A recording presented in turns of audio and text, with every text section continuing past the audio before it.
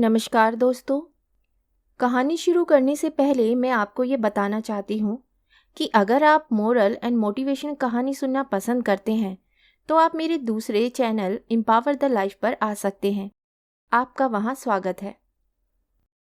आइए सुनते हैं मुंशी प्रेमचंद की लिखी कहानी तगादा। सेठ चेतराम ने स्नान किया, शिवजी को जल चढ़ाया, 2 दाने मिर्च चबाए, 2 लोटे पानी पिया और सोटा लेकर तगादे पर चले। सेठ जी की उम्र कोई 50 की थी। सिर के बाल झड़ गए थे और खोपड़ी ऐसी साफ सुथरी निकल आई थी जैसे उसर खेत। आपकी आंखें थीं तो छोटी लेकिन बिल्कुल गोल। चेहरे के नीचे पेट था और पेट के नीचे टांगे, मानो किसी पीपे में 2 मेखें गाड़ दी गई हों। लेकिन ये खाली पीपा न था, इसमें सजीवता और कर्मशीलता कूट कूट कर भरी हुई थी। किसी बाकीदार आसामी के सामने इस पीपे का उछलना कूदना और पैतरे बदलना देखकर किसी नट का चिगिया भी लज्जित हो जाता। ऐसी आंखें लाल पीली करते, ऐसे गरजते कि दर्शकों की भीड़ लग जाती थी। उन्हें कंजूस तो नहीं कहा जा सकता, क्योंकि जब वे दुकान पर होते तो हर एक भिखमंगे के सामने एक कौड़ी फेंक देते। हाँ, उस समय उनके माथे पर कुछ ऐसा बल पड़ जाता, आंखें कुछ ऐसी प्रचंड हो जाती, नाक कुछ ऐसी सिकुड़ जाती कि भिखारी फिर उनकी दुकान पर ना आता। लहने का बाप तगादा है, इस सिद्धांत के वह अनन्य भक्त थे। जलपान करने के बाद संध्या तक वे बराबर तगादा करते रहते थे। इसमें एक तो घर का भोजन बचता था, दूसरे असामियों के माथे दूध, पूरी, मिठाई खाने को मिल जाते थे। एक वक्त का भोजन बच जाना कोई साधारण बात नहीं है। एक भोजन का एक आना भी रख लें तो केवल इस मद में उन्होंने अपने 30 वर्षों के महाजनी जीवन में कोई 800 रुपए बचा लिए थे। फिर लौटते समय दूसरी बेला के लिए भी दूध, दही, तेल, तरकारी, उपले, ईंधन मिल जाते थे। बहुधा संध्या का भोजन भी ना करना पड़ता था, इसलिए तगादे से ना चूकते थे। आसमान फट पड़ता हो, आग बरस रही हो, आंधी आती हो, पर सेठ जी प्रकृति के अटल नियम की भांति तगादे पर जरूर निकल जाते। सेठानी ने पूछा, भोजन? सेठ जी ने गरज कर कहा, नहीं। सांझ का? आने पर देखी जाएगी। सेठ जी के एक किसान पर 5 रुपए आते थे। 6 महीने से दुष्ट ने सूद ब्याज कुछ ना दिया था और ना कभी कोई सौगात लेकर हाजिर हुआ था। उसका घर 3 कोस से कम ना था, इसलिए सेठ जी टालते जाते थे। आज उन्होंने उसी गांव चलने का निश्चय कर लिया। आज बिना दुष्ट से रुपए लिए ना मानूंगा, चाहे कितना ही रोए खिगियाए। मगर इतनी लंबी यात्रा पैदल करना निंदास्पद था। लोग कहेंगे, नाम बड़े दर्शन थोड़े, कहलाते सेठ, चलते हैं पैदल। इसलिए मंथर गति से इधर उधर ताकते, राहगीरों से बातें करते चले जाते थे कि लोग समझे वायु सेवन करने जा रहे हैं। सहसा एक खाली इक्का उनकी तरफ आता हुआ मिल गया।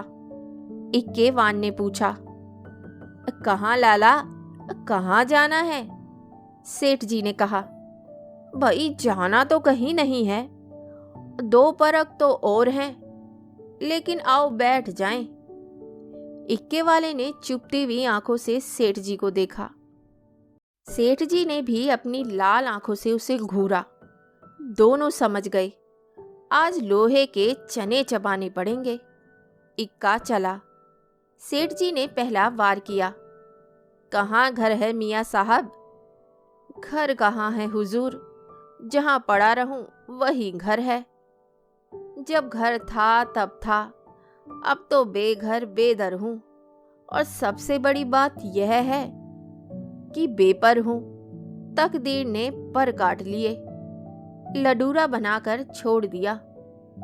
मेरे दादा नवाबी में चकलेदार थे हुजूर, 7 जिले के मालिक, जिसे चाहे तोप दम कर दें, फांसी पर लटका दें। निकलने के पहले लाखों की थैलियां नजर चढ़ जाती थी हुजूर। नवाब साहब भाई की तरह मानते थे। एक दिन वह थे, एक दिन यह है कि हम आप लोगों की गुलामी कर रहे हैं। दिनों का फेर है हुजूर, दिनों का। सेठ जी को हाथ मिलाते ही मालूम हो गया, पक्का फिकैत है, अखाड़ेबाज, इससे पेश पाना मुश्किल है। अब तो कुश्ती बध गई थी, अखाड़े में उतर पड़े थे। बोले, तो यह कहो कि बादशाही घराने के हो। यह सूरत ही गवाही दे रही है। दिनों का फेर है भाई, सब दिन बराबर नहीं जाते। हमारे यहाँ लक्ष्मी को चंचला कहते हैं, बराबर चलती रहती है। आज मेरे घर, कल तुम्हारे घर। तुम्हारे दादा ने रुपए तो खूब छोड़े होंगे। इक्के वाला, अरे सेठ, उस दौलत का कोई हिसाब ना था। न जाने कितने तहखाने भरे हुए थे। बोरों में सोने चांदी के डले रखे हुए थे। जवाहरात टोकरियों में भरे पड़े थे। एक एक पत्थर 50-50 लाख का। चमक दमक ऐसी थी कि चिराग मात। मगर तकदीर भी तो कोई चीज है हुजूर। इधर दादा का 40वां हुआ, उधर नवाबी बुर्द हुई। सारा खजाना लुट गया। छकड़ों पर लाद लाद कर लोग जवाहरात ले गए। फिर भी घर में इतना बच रहा था कि अब्बा जान ने जिंदगी भर ऐश किया। ऐसा ऐश किया कि क्या कोई भकुआ करेगा। 16 कहारों के सुखपाल पर निकलते थे। आगे पीछे चौबदार दौड़ते चलते थे। फिर भी मेरे गुजर भर को उन्होंने बहुत छोड़ा। अगर हिसाब किताब से रहता तो आज भला आदमी होता। लेकिन रईस का बेटा रईस ही तो होगा। एक बोतल चढ़ाकर बिस्तर से उठता था। रात भर मुजरे होते रहते थे। क्या जानता था एक दिन ये ठोकरें खानी पड़ेंगी। सेठ, अल्लाह मियाँ का शुक्र करो भाई कि ईमानदारी से अपने बाल बच्चों की परवरिश तो करते हो। नहीं तो हमारे तुम्हारे कितने ही भाई रात दिन कुकर्म करते रहते हैं, फिर भी दाने दाने को मोहताज रहते हैं। ईमान की सलामती चाहिए, नहीं दिन तो सभी के कट ही जाते हैं। दूध रोटी खाकर कटे तो क्या, सूखे चने चबाकर कटे तो क्या। बड़ी बात तो ईमान है, ईमान। मुझे तो तुम्हारी सूरत देखते ही मालूम हो गया था कि नीयत के साफ सच्चे आदमी हो। सूरत ही से फटकार बरसती है। इक्के वाला, सेठ जी आपने ठीक कहा कि ईमान सलामत रहे तो सब कुछ है। आप लोगों से 4 पैसे मिल जाते हैं, वही बाल बच्चों को खिला पिलाकर पड़ा रहता हूँ। हुजूर और इक्के वालों को देखिए तो कोई किसी मर्ज में मुब्तिला है, कोई किसी मर्ज में। मैंने तौबा बोला, ऐसा काम ही क्यों करें कि मुसीबत में फंसे। बड़ा कुनबा है हुजूर, माँ हैं, बच्चे हैं, कई बेवाएं हैं और कमाई यही का है।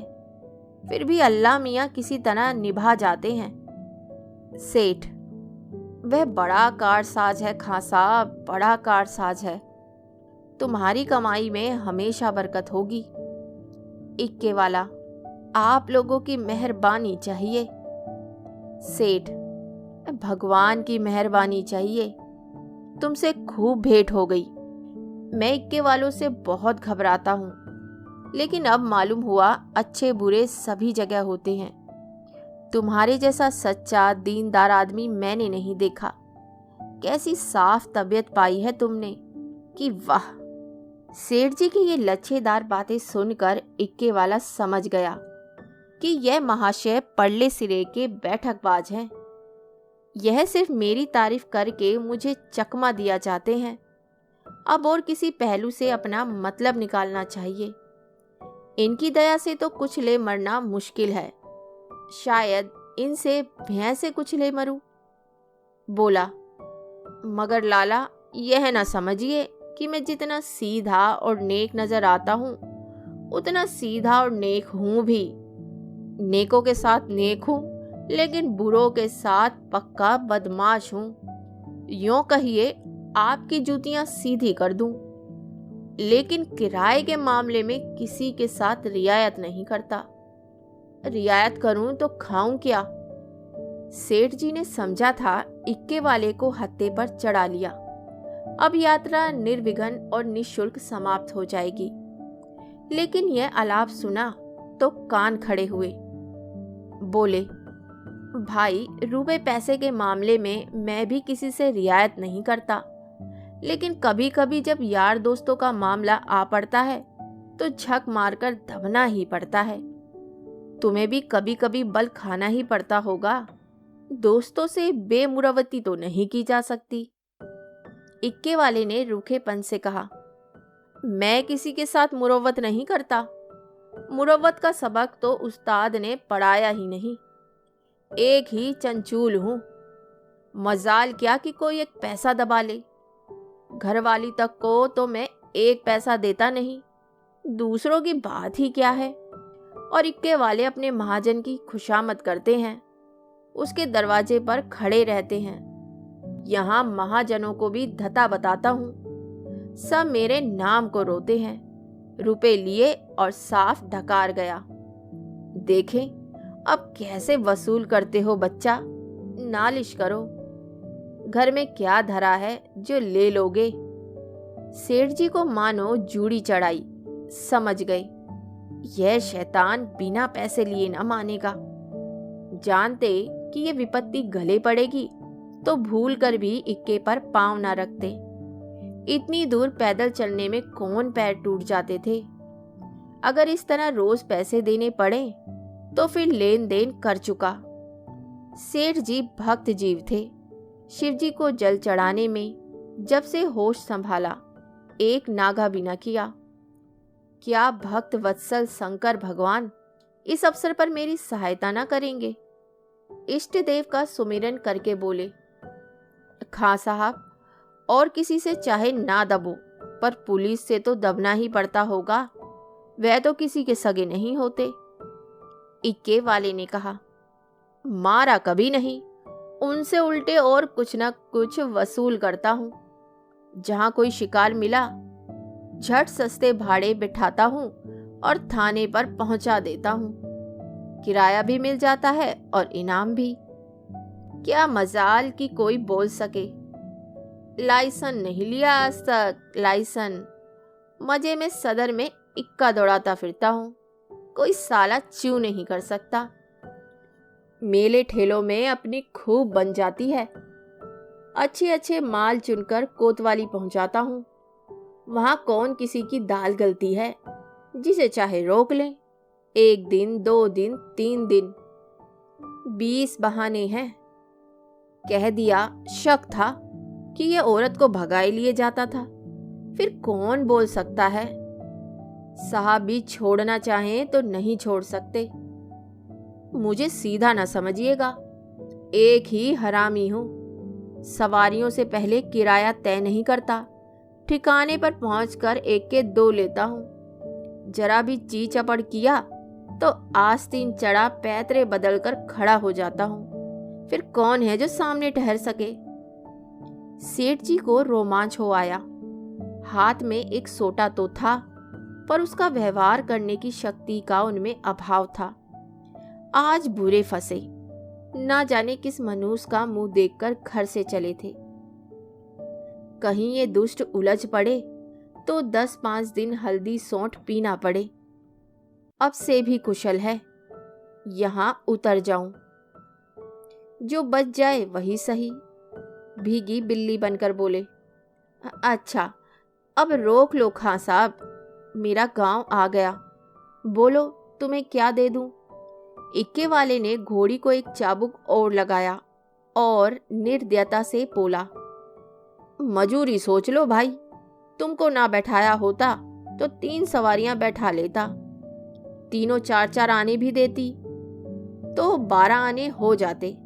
तुम 8 ही आने दे दो। सेठ जी की बधिया बैठ गई। इतनी बड़ी रकम उन्होंने उम्र भर इस मद में नहीं खर्च की थी। इतनी सी दूर के लिए इतना किराया वह किसी तरह ना दे सकते थे। मनुष्य के जीवन में एक ऐसा अवसर भी आता है जब परिणाम की उसे चिंता नहीं रहती। सेठ जी के जीवन में यह ऐसा ही अवसर था। अगर आने दो आने की बात होती तो खून का घूंट पीकर दे देते, लेकिन 8 आने के लिए अगर तू मैं ही नहीं हाथापाई की भी नौबत आ जाए तो वे करने को तैयार थे। यह निश्चय करके वे दृढ़ता के साथ बैठे रहे। सहसा सड़क के किनारे एक झोपड़ा नजर आया। इक्का रुक गया। सेठ जी उतर पड़े और कमर से एक दुअन्नी निकालकर इक्केवान की ओर बढ़ाई। इक्केवान ने सेठ जी के तेवर देखे तो समझ गया ताव बिगड़ गया। चाशनी कड़ी होकर कठोर हो गई। अब ये दांतों से लड़ेगी। इसे चुबल कर ही मिठास का आनंद लिया जा सकता है। नम्रता से बोला, मेरी ओर से इसकी रेवड़ियां लेकर बाल बच्चों को खिला दीजिएगा। अल्लाह आपको सलामत रखे। सेठ जी ने एक आना और निकाला और बोले, बस अब जवान ना हिलाना, एक कोड़ी भी बेसी ना दूंगा। इक्के वाला, नहीं मालिक, आप ही ऐसा कहेंगे तो हम गरीबों के बाल बच्चे कहाँ से पलेंगे? हम लोग भी आदमी पहचानते हैं हुजूर। इतने में झोपड़ी में से एक स्त्री गुलाबी साड़ी पहने पान चबाती हुई निकल आई और बोली, आज बड़ी देर लगाई। यकायक सेठ जी को देखकर, अच्छा आज लाला जी तुम्हारे इक्के पर थे? फिर आज तुम्हारा मिजाज काहे को मिलेगा? एक चेहरे शाही तो मिली ही होगी। इधर बढ़ा दो सीधे से। ये कहकर वे सेठ जी के समीप आकर बोली, आराम से चरपैया पर बैठो लाला। बड़े भाग थे कि आज सवेरे सवेरे आपके दर्शन हुए। उसके वस्त्र मंद मंद महक रहे थे। सेठ जी का दिमाग ताजा हो गया। उसकी ओर कनखियों से देखा। औरत चंचल, बाकी, कटीली, तेज तरार थी। सेठानी जी की मूर्ति आंखों के सामने आ गई। भद्दी, थल थल, पिल पिल, पैरों में बेवाइयां फटी हुई, कपड़ों से दुर्गंध उड़ती हुई। सेठ जी नाम मात्र को भी रसिक ना थे, पर इस समय आंखों से हार गए। आंखों को उधर से हटाने की चेष्टा करके चारपाई पर बैठ गए। अभी कोस भर की मंजिल बाकी है, इसका ख्याल ही ना रहा। स्त्री एक छोटी सी पंखिया उठा लाई और सेठ जी को झलने लगी। हाथ की प्रत्येक गति के साथ सुगंधा का एक झोंका आकर सेठ जी को उन्मत्त करने लगा। सेठ जी ने जीवन में ऐसा उल्लास कभी अनुभव न किया था। उन्हें प्राय सभी घृणा की दृष्टि से देखते थे। चोला मस्त हो गया। उसके हाथ से पंखिया छीन लेनी चाहिए। तुम्हें कष्ट हो रहा है, लाओ मैं झल लूं। यह कैसी बात है लाला जी? आप हमारे दरवाजे पर आए हैं, क्या इतनी खातिर भी ना करने दीजिएगा? और हम किस लायक हैं? इधर कहीं दूर जाना है? अब तो बहुत देर हो गई, कहाँ जाइएगा? सेठ जी ने पापी आंखों को फेर कर और पापी मन को दबाकर कहा, यहाँ से थोड़ी दूर पर एक गांव है, वहीं जाना है। सांझ को इधर ही से लौटूंगा। सुंदरी ने प्रसन्न होकर कहा, तो फिर आज यहीं रहिएगा, सांझ को फिर कहाँ जाइएगा? एक दिन घर के बाहर की हवा भी खाइए, फिर न जाने कब मुलाकात होगी। इक्के वाले ने आकर सेठ जी के कान में कहा, पैसे निकालिए तो दाने चारे का इंतजाम करूं। सेठ जी ने चुपके से अठन्नी निकालकर दे दी। इक्के वाले ने फिर पूछा, आपके लिए कुछ मिठाई लेता आऊं? यहाँ आपके लायक मिठाई तो क्या मिलेगी, हाँ मुंह मीठा हो जाएगा। सेठ जी बोले, मेरे लिए कोई जरूरत नहीं। हाँ, बच्चों के लिए ये 4 आने की मिठाई लिवाते आना। चवन्नी निकालकर सेठ जी ने उसके सामने ऐसे गर्व से फेंकी मानो इसकी उनके सामने कोई हकीकत नहीं है। सुंदरी के मुंह का भाव तो देखना चाहते थे, पर डरते थे कि कहीं वह यह ना समझे लाला चवन्नी क्या दे रहे हैं, मानो किसी को मोल ले रहे हैं। इक्के वाला चवन्नी उठाकर जा ही रहा था कि सुंदरी ने कहा, सेठ जी की चवन्नी लौटा दो। लपक कर उठा ली। शर्म नहीं आती? ये मुझसे रुपया ले लो, 8 आने की ताजी मिठाई बनवा कर लाओ। उसने रुपया निकाल कर फेंका। सेठ जी मारे लाज के गड़ गए। एक इक्केवान की भटियारिन जिसके टके की भी औकात नहीं, इतनी खातिरदारी करे कि उनके लिए पूरा रुपया निकाल कर दे दे। ये भला वे कैसे सह सकते थे। बोले, नहीं नहीं, ये नहीं हो सकता, तुम अपना रुपया रख लो। रसिक आंखों को तृप्त करके, मैं रुपया दिए देता हूं, यह लो, 8 आने की ले आना। इक्केवान तो उधर मिठाई और दाना चारे की फिक्र में चला।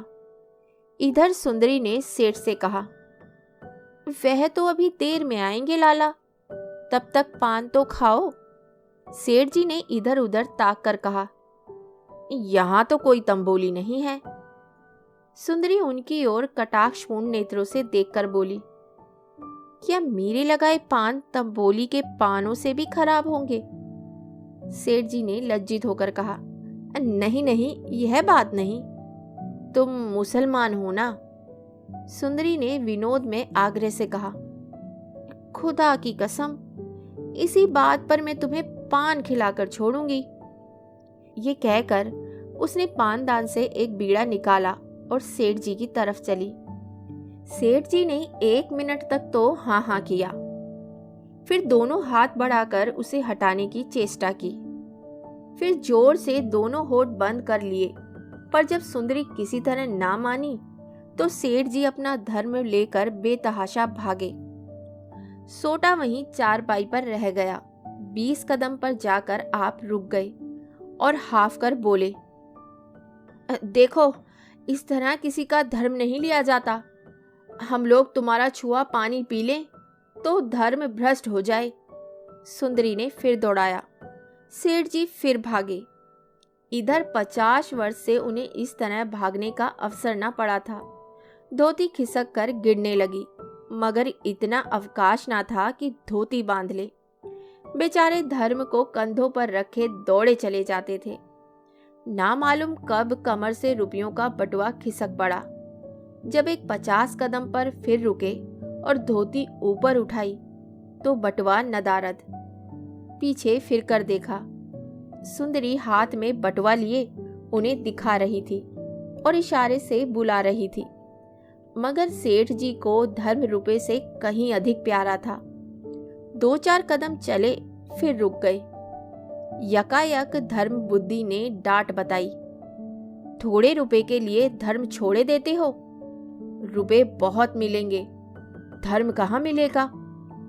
यह सोचते हुए वह अपनी राह चले, जैसे कोई कुत्ता झगड़ालू कुत्तों के बीच से आहत दुम दबाए भागे जाता हो और बार बार पीछे फिरकर देख लेता हो कि कहीं वे दुष्ट आ तो नहीं रहे हैं। कहानी सुनने के लिए धन्यवाद। अगर आपको मेरी सुनाई हुई कहानियाँ पसंद आती हैं तो मेरे चैनल को लाइक करें, सब्सक्राइब करें और हाँ, बेल आइकन दबाना ना भूलें, जिससे मेरी आने वाली सभी कहानियों के नोटिफिकेशन आपको समय पर मिल सके। तो इसी के साथ मैं आपसे विदा लेती हूँ और बहुत जल्द मिलती हूँ एक नई कहानी के साथ। तब तक के लिए अलविदा।